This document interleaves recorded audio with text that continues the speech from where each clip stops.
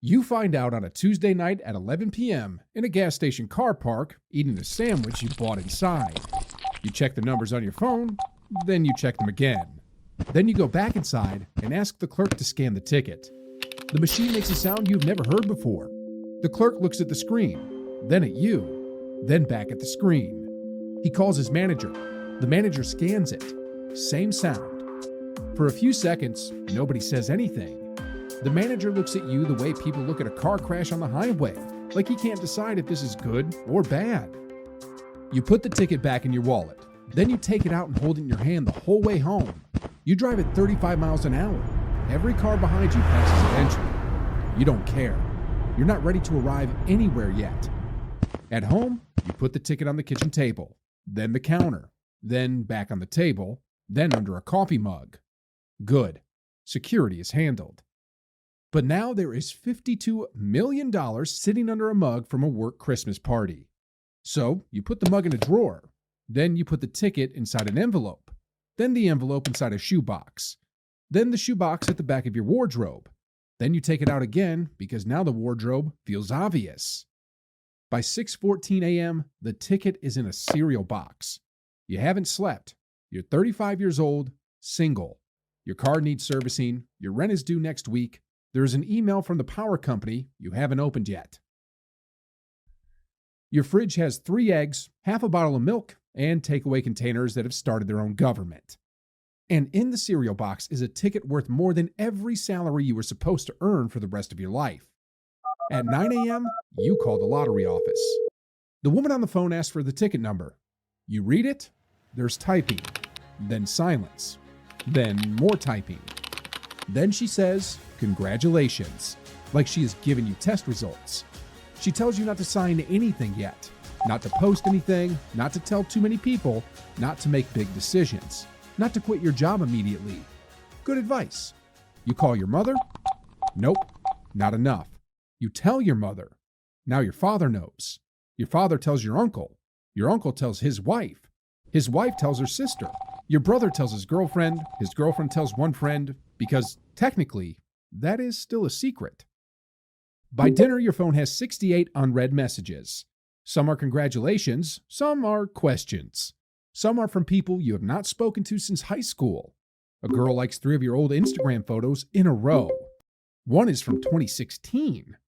A man you met once at a barbecue sends a voice note. One person sends a bank account number and nothing else. The next morning, you go to work because you haven't figured out how to leave your life yet. The office knows. The woman from payroll smiles too fast. 2 people stop talking when you walk past. Your manager calls you into his office. He says he heard some news. You say yes.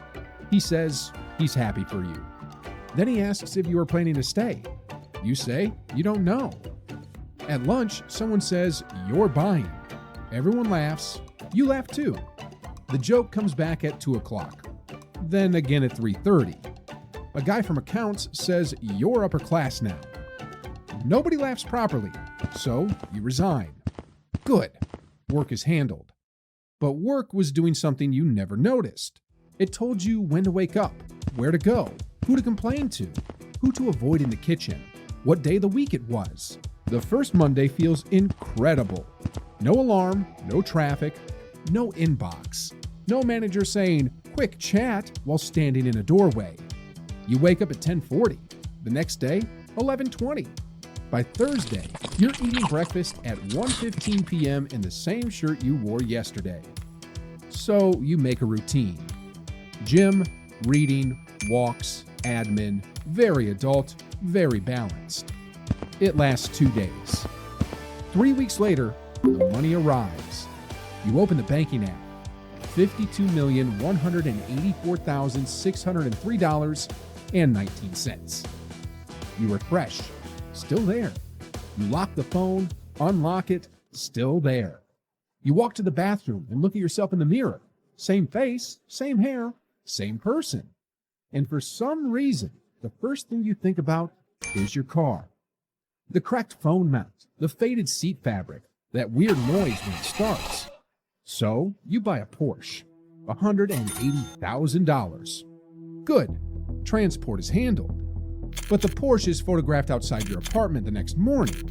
By lunch, people know where you live. A cousin comes by without calling. An old coworker leaves a note under your door. A man from a local property company says he was in the area. Someone tapes a note near the mailboxes. God told me to contact you. Your apartment is not a home anymore. It's a location. So you buy a house.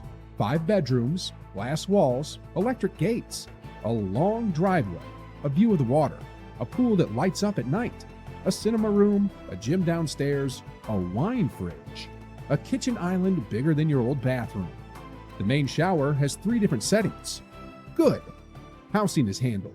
But privacy has a payroll now.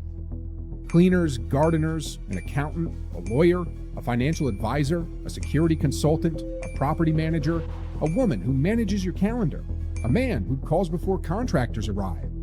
Within 2 months, 11 people have keys, codes, passwords, or legal access to some part of your life. You used to lose your keys twice a week. Now strangers have a spreadsheet of your gate schedule.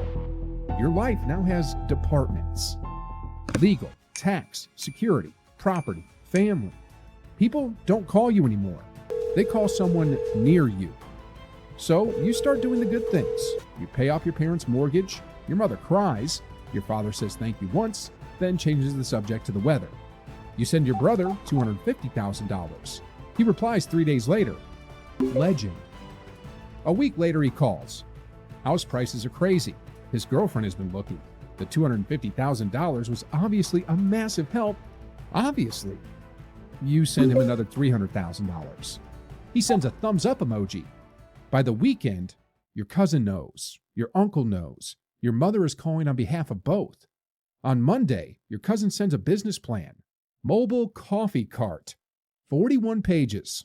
The logo is a coffee bean wearing sunglasses. Your accountant says no. Your mother says, be kind. Your cousin sends a question mark. So, you make rules. Money requests go through the accountant. Business ideas go through the financial advisor. Family requests go through you, then your mother, then somehow back to you. That works for about 6 hours. Then people say you hide behind accountants. But it's not the asking that gets you. It's what happens after you answer. If you say yes, it was easy. If you say no, you changed. If you help one person, you choose sides. If you help everyone, you become the family bank. Your mother has always wanted Switzerland in the winter. Snow on rooftops, timber chalets, hot chocolate by a fire, mountains outside the window. So you book it. Business class for your parents, your brother, and his girlfriend. Private transfer from Zurich. A chalet in the Swiss Alps with heated floors, a stone fireplace, a private chef, a driver, and windows facing mountains people save 10 years to see once. The trip costs 3 times more than your old annual salary. You don't mention that part. Your parents' mortgage is paid off, the bills stop piling up, the repairs they kept delaying finally get done. Your brother has his deposit. And for the first time in years, the kitchen table is just a kitchen table. And now you are all in Switzerland. Your mother's dream outside the window. That should change things. Nope. Your brother is still the successful one. Your father still looks at him like he did it properly. And somehow you are still the one who got lucky. At dinner, your brother says winning money is not the same as success. Your father says success is what you build. The room already knows what they mean. This is how they see it. If you spend money, you're showing off. If you don't spend it, you're cheap. If you help, it was easy. If you say no, you changed. It is perfect. On the last day, your mother says the trip was beautiful. Your father thanks you and folds the airline menu into his bag. Your brother posts the skiing video. Money cannot buy skill. People laugh. You fly home. Your mother has seen the snow. Your father has kept the menu. Your brother has the joke. And you finally understand the deal. So you try friends. You invite 5 of them to the Maldives. Business class, private seaplane, 7 nights. You pay for everything. At the airport lounge, everyone is alive again. They film the seats, the champagne, the showers, the little menu with the airline logo on top. On the island, the water looks fake. The villa has stairs straight into the sea. Someone jumps into the lagoon before their suitcase arrives. For 2 days, it feels like before. Everyone laughs properly. Your oldest friend plays music from 10 years ago. You sit on the deck at night with your feet in the water, but money has gravity. Jet skis, massages, private dinner on the beach, 2 bottles of champagne no one can pronounce, room service at 2 a.m. One friend starts ordering for the table without looking at you. Another tells the staff to put it on the main villa. The main villa is yours. On the 5th night, your best friend stays behind after dinner. The others walk ahead on the sand. Credit cards, a bad loan, missed payments, $40,000. He says it to the table. You say you need to think about it. His face changes. You say it's complicated. He reminds you that you flew everyone to the Maldives. The bill comes at checkout in a leather folder. Nobody reaches for it. You sign. $38,600 in extras. The seaplane ride back is quieter. At home, you transfer the $40,000. Your best friend replies, legend. Same word as your brother. You want something normal, so you go to lunch. Same small restaurant you used to go to on Fridays when work was slow. Same laminated menu, same table near the window. You order the chicken katsu lunch special. You've ordered it 80 times before. The bill comes $24.50. You leave $100 on the table. Too much for lunch. By the time you get home, someone has posted a photo of the receipt. The caption says, lottery winner worth $52 million leaves only $75 tip at local restaurant. The comments do the rest. Cheap, fake humble, taxing, eat the rich. By morning, there's another version of you. He lives online. He buys Porsches. He flies people business class. He leaves small tips. He hides behind accountants. He lives in a palace. He forgot where he came from. People talk to him more than they talk to you. A charity sends a framed letter with a photo of children on the front. A crypto founder sends a video pitch from Dubai. A man in a blue suit arrives at your gate and says he represents an investment group. Your old coworker says the ticket was part of an office syndicate. He says you once joked that if you ever won, you would split it with the team. You did say that. At a Christmas party, drunk, 7 years ago. Your lawyer says it will probably go nowhere.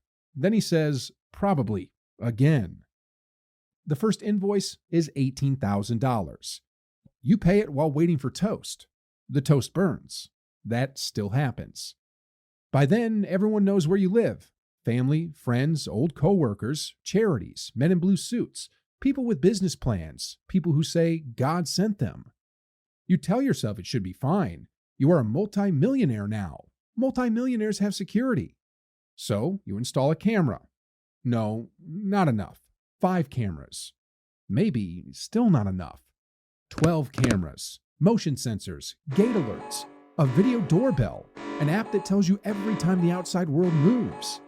For 3 nights, your phone buzzes every 11 minutes. Most of it is possums. One is your neighbor putting bins out. One is a man standing near the gate at 1:20 a.m. He leaves before the police arrive. The possums keep coming. Good.